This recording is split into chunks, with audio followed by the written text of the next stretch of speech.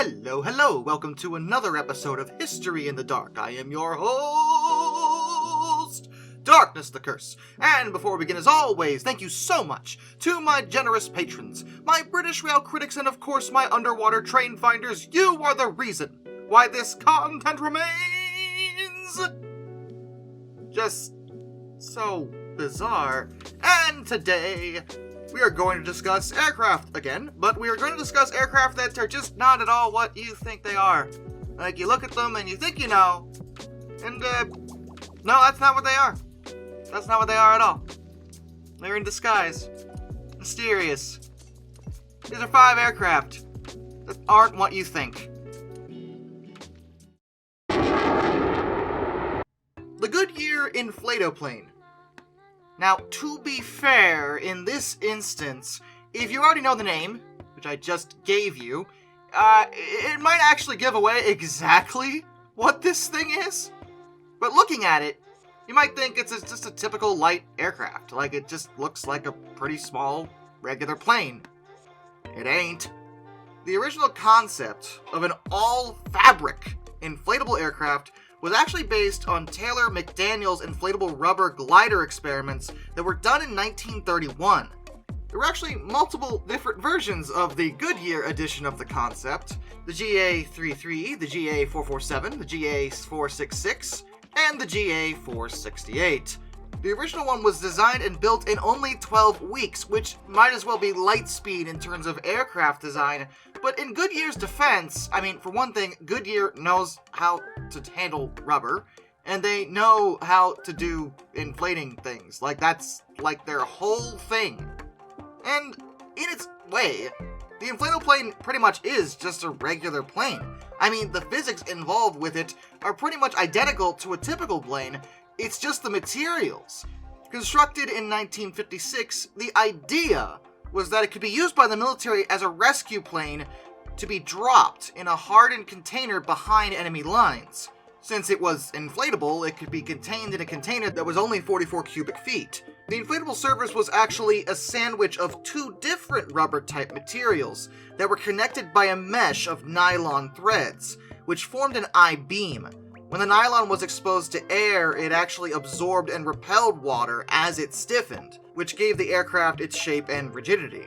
The structural integrity was retained in flight, with forced air being continually circulated by the aircraft's motor, since they had to include a motor in order for it to get off the ground. Naturally, the motor itself was not inflatable because, no.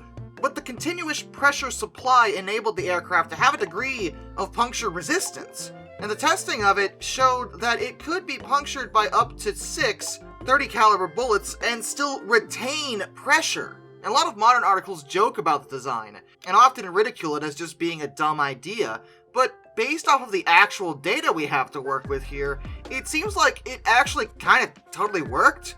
Like, for the task it was meant for, it seems like it could have actually been functional, and relatively safe in the grand scheme of things. So long as the engine kept going, it would stay inflated. There were, of course, a bit of setbacks. Because of the nature of it, its maximum load was only 240 pounds, which means it could handle, like, 1 person, maybe 2 if they're both really light. But it could go fairly far for its size, and 20 gallons of fuel, it could travel 390 miles, 630 kilometers, a total flight time of 6.5 hours, which really wasn't that bad in this context. Maximum speed was 72 miles per hour. Not very fast, but hey, it was an inflatable plane, what do you expect? During testing, there was one mishap, which isn't unusual. Army aviator Lieutenant Pug Wallace was killed when he was in a descending turn, and one of the control cables under the wing came off the pulley and was wedged in the pulley bracket. That locked the stick. The turn itself tightened until one of the wings folded up over the propeller, which destroyed the wing. And naturally, this caused the aircraft to crash. The project was finally canceled in 1973, simply because there were just better options for the role of the inflatoplane. It wasn't like you could put this into combat or anything. It was literally only meant for extraction purposes, and you could just send in a helicopter to do that. I mean, yeah, they could get shot down, but so could the inflatoplane. Like, what was the point? Still, it was a solid attempt by Goodyear, and the tech was pretty interesting. Some people even look at it today and say that they would almost like to own one for their own personal use, because, I mean, you could just kind of store it in a pretty large closet or a shed, and, inflate it when you feel like going for a ride. I don't know, just something to consider. The Hafner Rotabuggy. Rotabuggy? Why is it called a Rotabuggy? That's clearly just like a Jeep or something. It's just a vehicle and oh no. Okay, I see someone was getting a little nonsense over here. It was formerly known as the Malcolm Rotaplane and as the ML-10/42 Flying Jeep. This was a British experimental aircraft, and it was basically, in the loosest sense, a Willys MB, which, yes, is a Jeep, combined with a rotor kite. It was devised as a way to airdrop off-road vehicles, which, in that vein, isn't the worst idea I've ever heard in my life. It would have had a crew of 2, because it's a Jeep, yeah, and it was designed by Raoul Hafner of the Airborne Forces Experimental Establishment, or AFEE, during World War II. In fact, it first flew in 1943. Initial testing showed that a Willys MB could be dropped from heights of up to 2.35 meters, 7.7 feet, without damage to the vehicle. So they already knew that at a certain speed, the Jeep could handle it. And actually, they fitted a rotor to it, along with a tail fairing and fins. No rudders, though. The 2-man crew was actually required to pilot the aircraft, as one was meant to drive it as an automobile, and one to pilot it in the air using a control column. It was first trialed on the 16th of November 1943. They didn't just drop it, they actually pulled it on the ground with a Diamond T lorry. But the lorry couldn't actually get up to enough speed to get the Rotabuggy off the ground at all. Then they used a more powerful vehicle, a supercharged 4.5-liter Bentley, on the 27th of November to get the Rotabuggy into the air. It could actually obtain glide speed of 45 miles per hour. Then they moved on to actually towing it in the air behind an Armstrong Whitworth Whitley bomber. Early tests showed that the Rotabuggy was prone to severe vibration at speeds greater than 45, but with improvements that was somewhat resolved. The last flight test occurred in September 1944, where the unit flew for 10 minutes at an altitude of 400 feet, 121.9 meters, and a speed of 65 miles per hour, 105 kilometers per hour. By this point, it was actually described as highly satisfactory, but the introduction of gliders that could carry vehicles made the Rotabuggy kind of completely unnecessary. There was just no point in it. The original wound up being scrapped, though a replica is on display at the Museum of Army Flying in Middle Wallop. Fun fact, Raoul Hafner also came up with a similar idea called the Rotatank, which would have used a Valentine tank in this context. They never built that, though, because no, it's time to stop, I think. The NASA M2F1. What? No, what is happening? Wait, is that a jet? Is it a rocket? It doesn't even have wings! In the technical sense, it has... What is going on here? NASA is what's going on. This is a lightweight, unpowered prototype aircraft. Ha! Fooled you. It has no power source at all. It was developed to flight test the wingless lifting body concept. Its appearance earned it the awesome nickname of Flying Bathtub. It was a manned test aircraft, but like I said, it had no power source of its own. It featured a plywood shell placed over a tubular steel frame that was crafted at Dryden. Construction of it was completed in 1963, and it first flew that same year on the 16th of August. The concept was actually originally meant as a means of landing a spacecraft horizontally after atmospheric re-entry. The absence of wings on it would make the extreme heat of re-entry less damaging to the vehicle. Rather than use a ballistic re-entry trajectory like a command module, which were very limited in their maneuvering range, a lifting body vehicle had a landing footprint the size of California. They could actually fly to a certain degree, or I suppose in this case glide. Not unlike the space shuttle, but the space shuttle did actually have wings to a degree. This didn't. All the lift was coming from the body itself. Probably not enough for a traditional aircraft necessarily, but in this context for atmospheric re-entry, it was only meant to give them a degree of control, not a complete control to stay in the air, since the whole point was for them to land safely. In terms of gliding, it actually could do that, believe it or not. No, seriously, it did that alright. Though early on there were problems with the landing gear. The craft was fairly tiny and light, and it enjoyed bouncing uncontrollably between the main landing gear wheels. That was fixed when they figured out that it had to do with unwanted rubber movements. The data gained from its development actually did influence the space shuttle as well as a number of other experimental programs, so it was worth it in the end because it did actually kind of work. The program also wasn't very expensive either, given the size and the fact that the, experimental craft didn't actually have any engine in any way.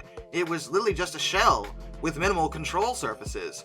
So you can call this a success to a certain degree, and as of January 23, 2015, M2F1 number 86652 is on display at the Air Force Flight Test Museum in Edwards Air Force Base, California. The Sikorsky S-72. Well, that's a weird place for those engines, but that's clearly just a regular airplane. I mean, what am I talking about? It's obviously just a regular Wait a minute. Well, this is it on the ground, and oh, okay. The S-72 sometimes is called the X-Wing, and it's an experimental compound helicopter that was developed by Sikorsky. The X-Wing circulation control rotor concept was developed in the mid-70s. It was meant to take off vertically like a helicopter, where, in mid-flight, the aircraft's X-shaped wings, which are also the rotors, could actually be stopped and provide additional lift during forward flight.